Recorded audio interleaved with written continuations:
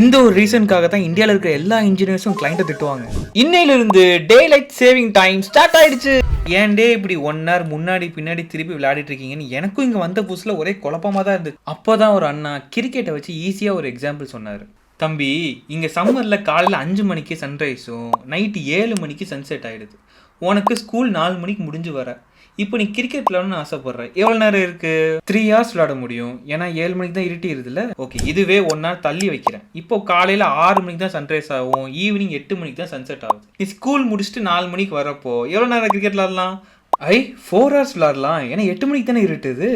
அதே தான், you are saving the day light. இப்போ டே லைட் நிறைய இருந்துச்சுன்னா ரோட்ல வீட்லலாம் லேட்டாக லைட்டாக போட்டால் போதும். அதனால எனர்ஜியும் சேவ் பண்ணலாம். மக்களுக்கும் ஈவினிங்ஸ் லாங்காக இருக்கிறனால இங்கே போய் விளையாடுறது, ஷாப்பிங் பண்ணுறதுன்னு சந்தோஷமா இருப்பாங்க. ஆனால் இந்தியாவில் இருக்க இன்ஜினியர் செம காண்டில் இருப்பாங்க. ஏன்னா இந்தியாவில் நான் வேலை பார்க்கும் போதே கிளைண்ட் காலுன்னு இஷ்டத்துக்கு மாற்றி மாற்றி வச்சு நிம்மதியாக தூங்க கூட விட மாட்டானுங்க.